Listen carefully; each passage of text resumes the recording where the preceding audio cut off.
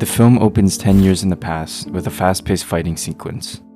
The Wizard King named Julius is trying to stop Conrad from taking over. Although the battle is fierce and Conrad gains the upper hand, Julius returns in the fight and he manages to trap the villain with his magic. Although the three-leaf sword will be lost alongside with Conrad, that is a sacrifice that Julius is willing to make, and sends him away. In the present day, the Clover Kingdom is a peaceful place and the arena has been rebuilt. The people of the kingdom gather in the arena to attend the magical tournament.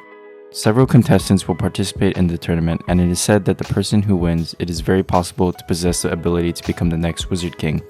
The first two contestants that appear in the arena are Yuno and Asta. The latter is wearing a mask, and people don't understand who he is. Yuno performs his first attack as a wielder of wind magic, but Asta uses his wide and large sword to break it.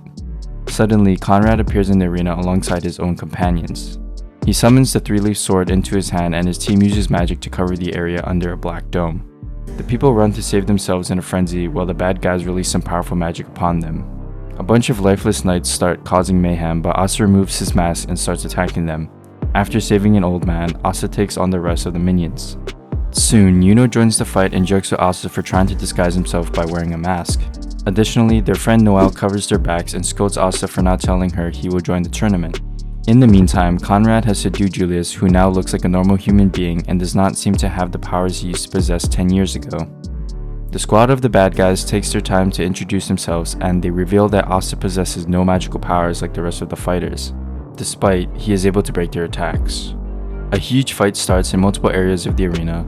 Although Julius is powerless, his magic knights friends appear and help the good guys defend against the evil wizard kings. Julius gets a moment to have a talk with his fellow peers and Asta. He asks Captain Yami to go see Nero, but the captain refuses because he needs to stay behind and protect him. The captain prompts Asta to go, but they are attacked and the conversation stops. However, another ally of theirs named Finral opens a portal and instructs Asta to go through it. Although Asta is reluctant, Noel joins him and pushes him in while the battle still goes on around the arena. Conrad interrupts the action and reminds everyone that he is in possession of the most powerful weapon they have ever seen. He narrates how his plan was interrupted 10 years ago, but he will carry on with it now. His sword has the ability to absorb magic, which then can be used in any way he wants. After revealing that there are several mana sources spread around the kingdom and this arena is one of them, he uses the sword to detach the arena from the ground and elevate it into the skies. The arena becomes his magical fortress. Meanwhile, Asta with Noel and Finral reach the magic lab and they write a secret code in order to get in. They are greeted by a woman named Millie, and then they reunite with another young woman named Nero. While she takes them through the lab, she narrates that Conrad was the previous Wizard King before Julius. Even though he was supposed to protect the kingdom, Conrad turned against it, and he wanted to become its master, creating a new world of no discrimination. Conrad is very powerful, and his most dangerous attribute is that he can steal the magic of others. Then, Nero explains that she is going to present them with a tool that has been developed to work against the three-leaf sword. Surprisingly, upon arriving in the underground facility, they see Conrad waiting for them. He has obtained the tool and he easily destroys it. They try to attack him, but he is too powerful and defeats them easily. Then, he shows them that the kingdom is already being taken over by his team and its great protectors have been defeated. Noelle attacks him because Conrad killed her brother, but he traps her and steals her magic. That infuriates Asta, who escapes and summons his real powers. As it seems, his power is anti-magic, the ability to erase magic. He and Conrad fight around the lab. Conrad realizes that Asta could be a powerful ally and tries to convert him by outlining his grand plan. His sword can hold the soul of humans, so he will use magic to kill everybody and then resurrect only the ones that are worth it. Asta can't agree with that and rushes against Conrad once more. Eventually, he is pinned down and his friends have to appear and save him. Yuno and the rest attack Conrad, but he is way too powerful. After failing to imprison him, the good guys see no other option but to retreat. Noel and Asta wake up in a secret location of the Magic Knights. The warriors are afraid and confused.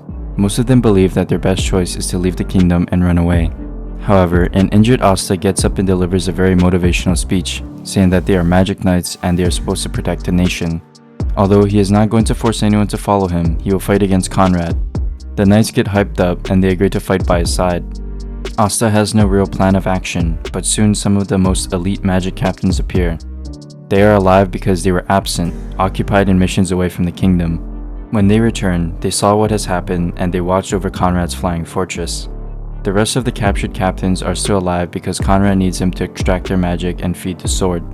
The captains help Noelle regain some of her magic and suggest that their best plan of action is to try and destroy Conrad's sword. The first part of the plan includes regaining access to the Black Bull's base. Asta attacks a magical shield with his anti-magic powers and breaks it.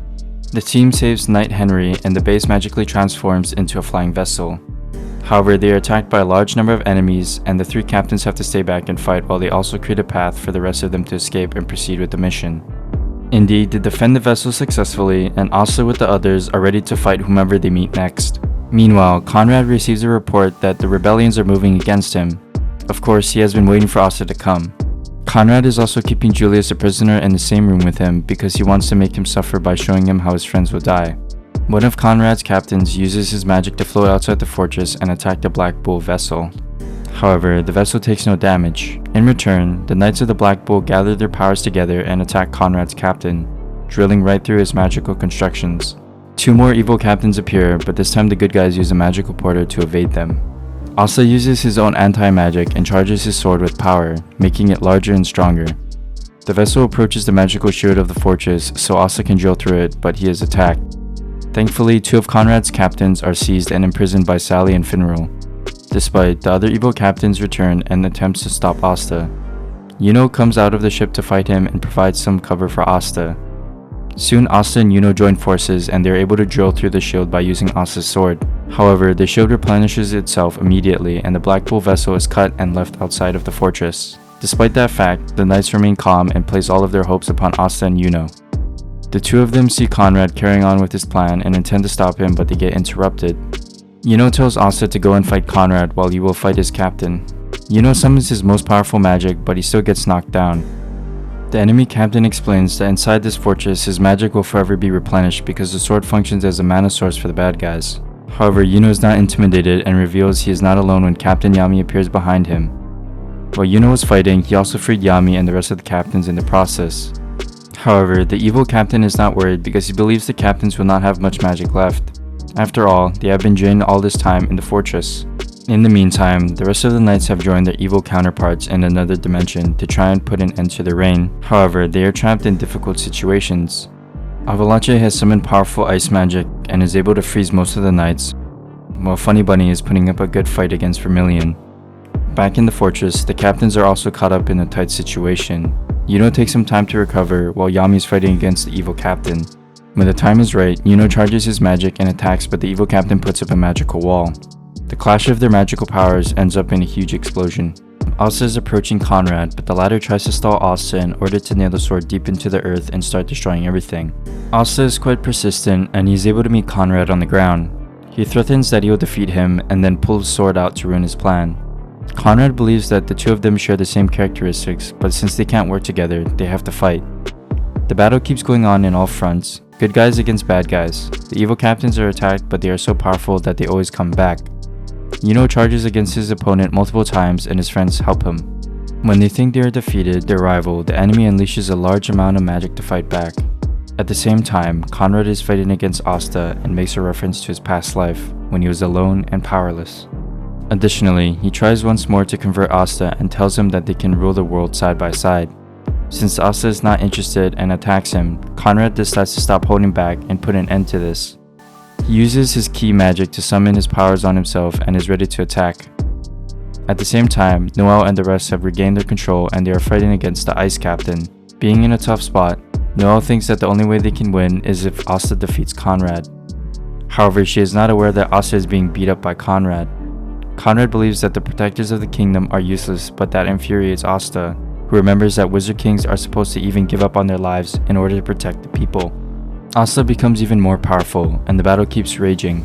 The two of them go back and forth and exchange their opinions of the world while clashing against each other. The main difference between the two is that Conrad wants to bring change alone, while Asta believes that change can happen when everybody works together. The two of them want to achieve the same end result, but in different ways. While Asta's friends are gaining the upper hand in the battle against evil captains and Noelle achieves a higher magical status, Asta himself also rushes harshly against Conrad and overwhelms him with magic. With Conrad defeated, his captains start dissolving. However, it seems like Conrad has had a backup plan. He has prepared a spell named Gate of Doom, which would be activated with his life. Indeed, it gets activated and he's about to charge it and destroy the world. Asta is not about to give up and he grabs his sword. At that moment, Julius appears and hands him the 3-leaf sword.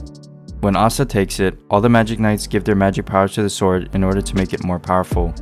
Asta attacks Conrad's giant energy ball with his 2 swords. The 2 of them push hard and clash for one last time. Conrad loses his necklace and that makes him lose his focus because he remembers his family. At the same time, Asta uses all his power to attack, summoning the strength of the Wizard Kings. He slashes Conrad's energy ball into pieces and also knocks Conrad's magic out of his body. Floating in space defeated, Conrad now realizes that Asta can be a good Wizard King and prompts him to share his love with his people. He comments that Asta's magic power is never giving up. Moments before he dies, he sees the spirits of his predecessor Wizard Kings he fought alongside with and then joins them into the spiritual realm. After the job is done, the 3-leaf sword breaks in half and Asta loses the magic powers that assisted him in defeating Conrad. In the aftermath of the battle, Julius explains that Conrad held a great amount of hate for this world because the royal family trapped him and killed his friends and his family. He used to be a good man, but the events changed him forever. Finally, Julius gets Asta's hopes up and tells him that he could be the Wizard King one day, even though he still does not possess any magical powers on his own. And after the credits roll, Asta and Yuno casually talk as they reconvene on their rival match that was disrupted earlier on who will be the Wizard King.